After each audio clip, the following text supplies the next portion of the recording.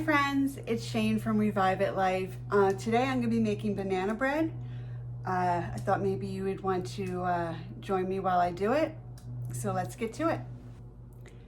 So I have all the ingredients here. I'm just going to turn my camera down so you can see them.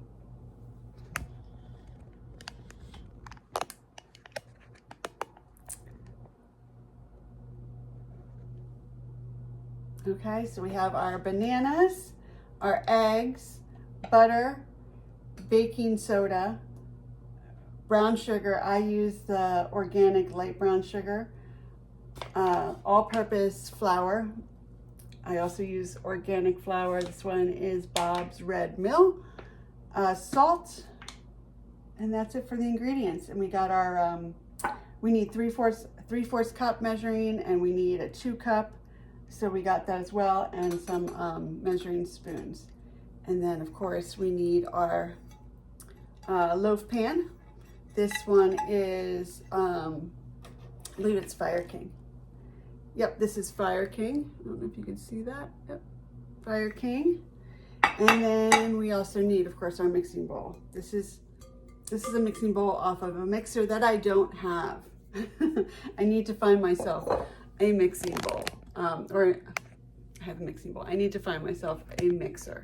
I used to have a KitchenAid years ago, but it kind of wore out on me. So now I've been doing stuff by hand and then with just a hand mixer, but I am on the look for one. Hoping to find a vintage one maybe. So we'll see. All right, so let's get started. There is 1, 2, 3, 4, 5, 6, 7 ingredients. That's it. And I try to use as much organic as I can just because I just try. It doesn't always happen, and that's okay. I'm gonna set the oven at 350 to preheat.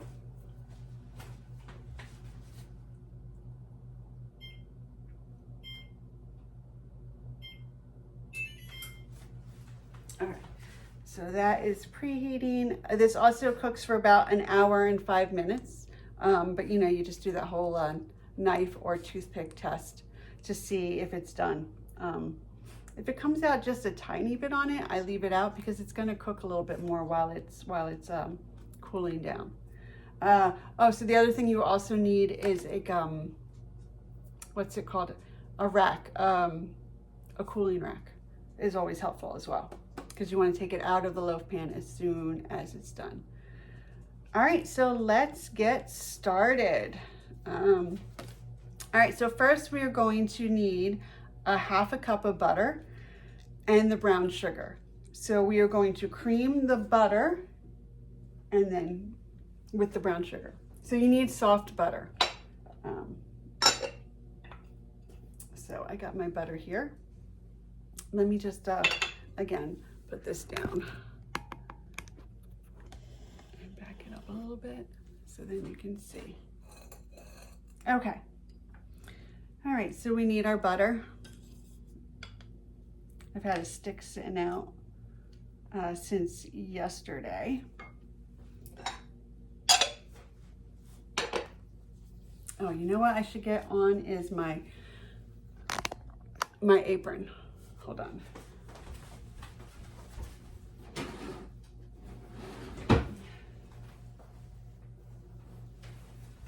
All right. So I got this cute little apron from Dee, from the Thrill of the Thrift.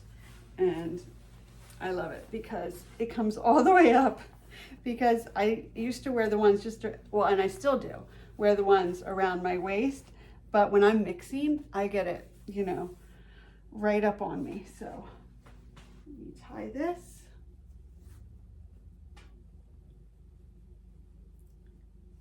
Okay, now I'm ready. Pull up my sleeves, give them a little roll so they don't come down on me. And now I'm ready. All right, let's get started. Okay, so we got our butter, and now we need the brown sugar, which is 3/4 cup. I also pack this down.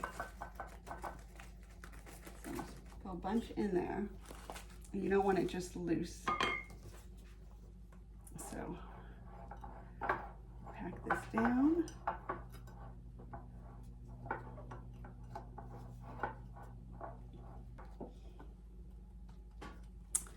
Pat it down. Okay. So here's our 1 cup. And so right under the 1 cup, we got 3/4. And put that in. Okay. Okay. So we got our brown sugar and our butter, and now I'm just going to grab the hand mixer.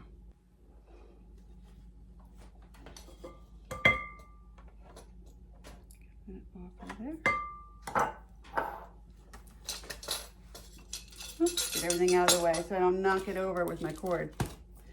Done that quite a few times.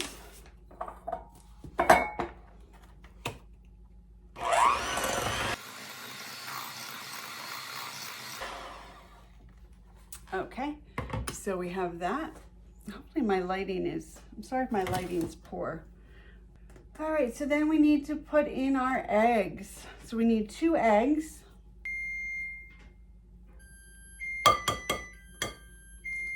That'll go off eventually. Or I could just pull open the door, but. All right, we got our eggs.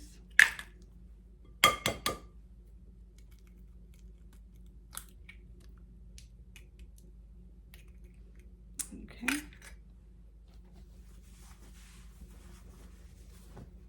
All right, so then we're gonna mix those up.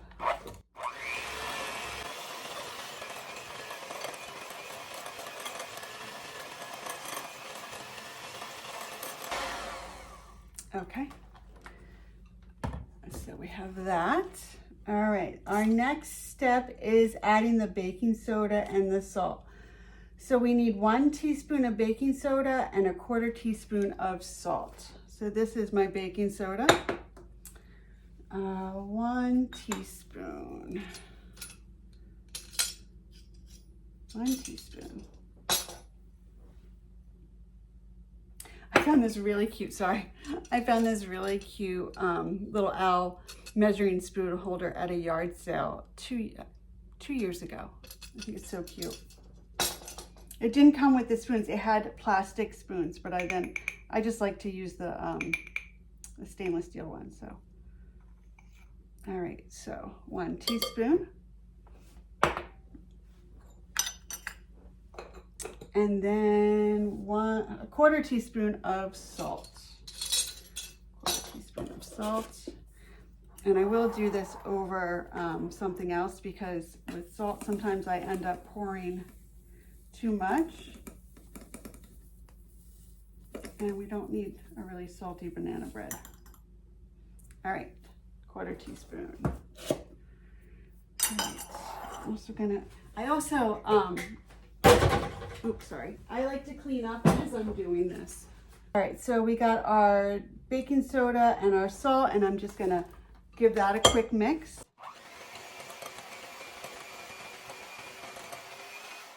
Okay.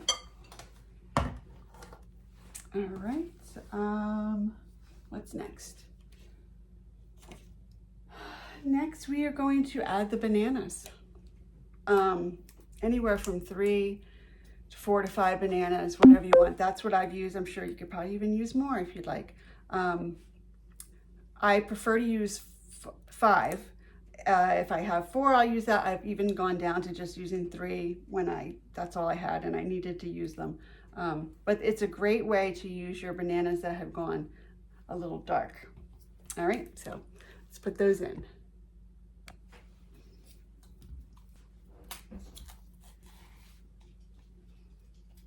And I just kind of break them in half and pop them in.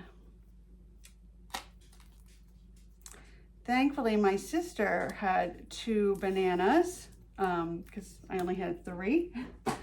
So I would have done it with just 3, but like I said, I like 4 or 5. The funny thing is I don't even eat this banana bread. My youngest son, Alex, likes banana bread.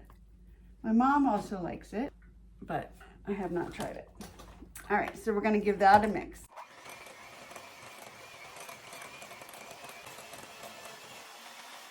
Okay.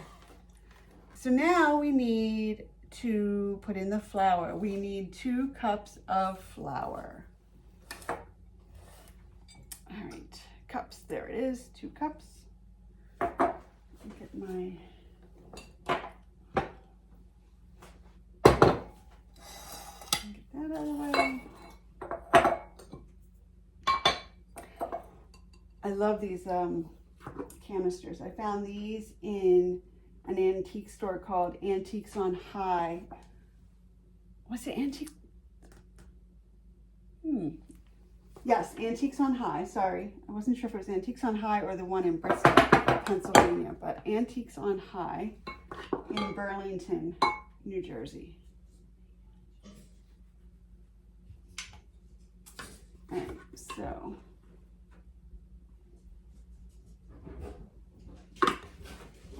Let's see. Yep, all right, that is 2 cups.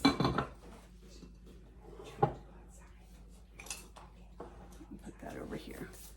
All right. I have to run my blender. Okay.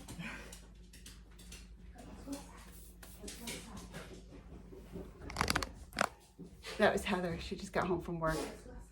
She wanted to let me know she's going to be running her blender. So if you hear blending noise, it's Heather.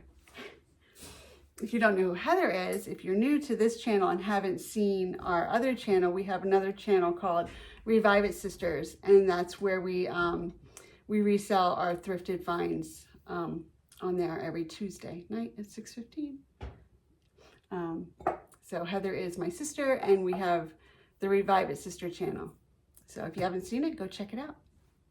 All right, let's get this mixed up. All right. You know, a good thing to do, which I didn't do this time, is putting the flour in 1 cup at a time and then mixing it so you don't get that big fluff of powder or flour, and it's also easier to mix a little bit in. I'm just gonna get it down off the sides.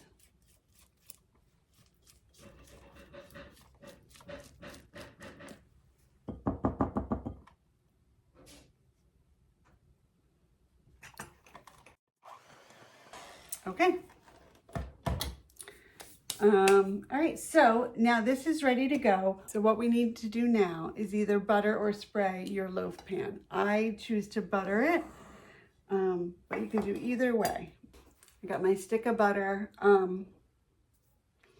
right from the fridge. And I'm just gonna take this and rub it all around. And then what I do is, if I don't, you know, I'm not going to use this whole stick. So I will wrap it up in the paper, and I'll just put it right back in my fridge. And then next time I need it to put on my pan, another pan when I'm baking, I just pull that stick out again. So let's get started.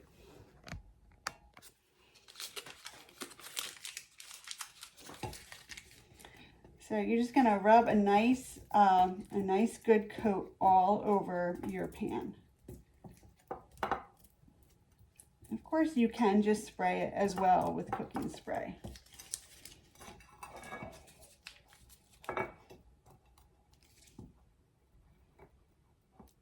And really get it in those corners too. Don't forget those corners. They'll get a little hard. And down there at the edges.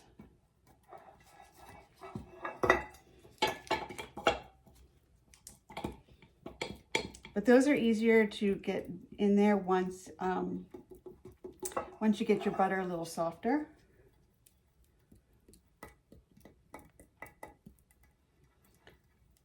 So I love this Fire King loaf pan. I really try and use as much of the vintage stuff that I have. It could just sit there and look pretty in my cabinets, but I'd much rather use it, and I hope you guys use it too. I used to not always be like that. I used to, especially with clothes and stuff that I really liked, I used to just leave them in my closet, and I'm like, oh, I'll wear them for a special occasion, I don't want to get a stain on it. You know, I always had all these reasons not to wear them. And then they would either go out of style or they would not fit me any longer. And I never wore them. And I'm like, this is absolutely ridiculous. I'm just making sure I got it all in there. I really need just to start wearing them. And if I stain them, I stain them. And if I can't get it out, oh well. But at least I enjoyed it while I had them. Okay. All right. That is really well buttered up. So, like I said, I am just going to put this back in the fridge and use it next time. So, we have our batter all done. And now we have our loaf pan all buttered and ready to go. So the next step is just pouring it in. And I always like to have a silicone spatula, because it definitely helps. Now I have arthritis, so sometimes it's difficult for me to hold a pan. So this is how I find the best way for me to hold it, because my hands don't have the strength anymore that they used to. All right, so we're just going to get that all in.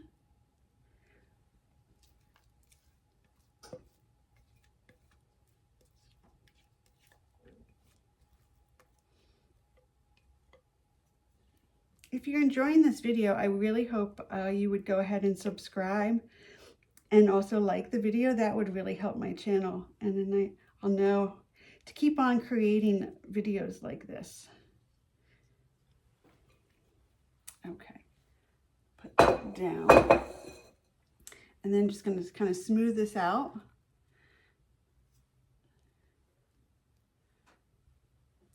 And that's it. And it's ready to go in the oven. Woo! Almost poured it right out of there. So this is going to go in the oven for about an hour and 5 minutes. But like I said, we're going to check it with a knife. I check it with a knife. You can check it with a toothpick too. And once it's coming out with barely anything on it, I take it out. And then we're going to put it on a drying rack. All right, so I'm going to put this in the oven. In my oven, I also have one of those oven protection sheets in there on the shelf right under. So this should not bubble over, but if anything happens, it will, because I don't want to clean up that mess. All right, so you're going to put this in the oven on a middle rack at 350, right in the center of it. And that's that. Be back when it's done, and we'll give it a check. Okay, so it's been an hour.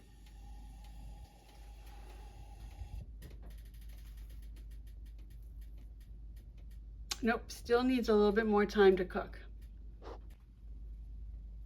Okay, it's been 10 minutes. Let's see what it looks like now.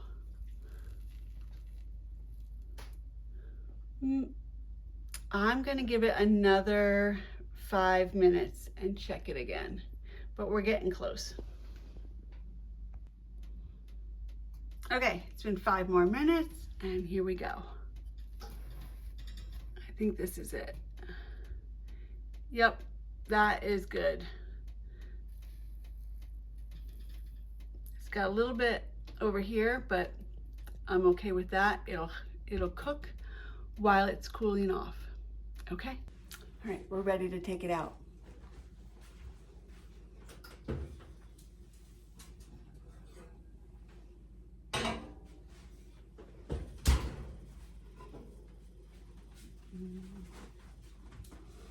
It smells good. Look at that. Okay, let's look at it. All right, there it is. All right, so I got my drying rack. And let me just grab that knife I was using. And I'm just gonna go ahead and, oh yeah, that's not sticking.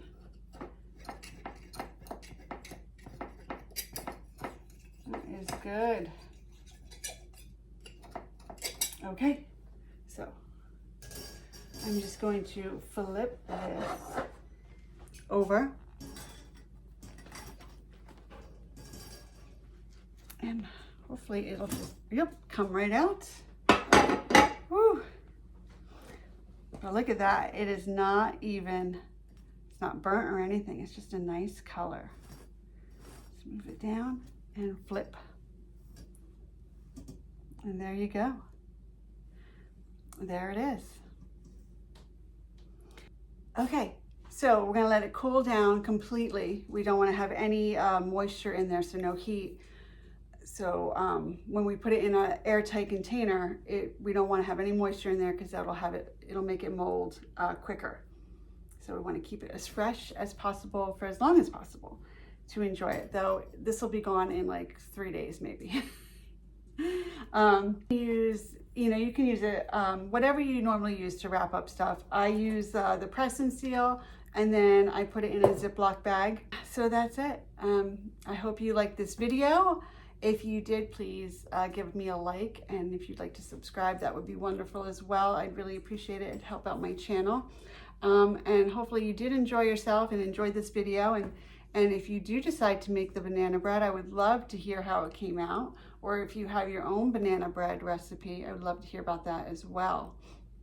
So yeah, please leave me a comment. Let me know what you think. All right. Thank you so much for watching. I really do appreciate it. And I will see you soon. Bye-bye.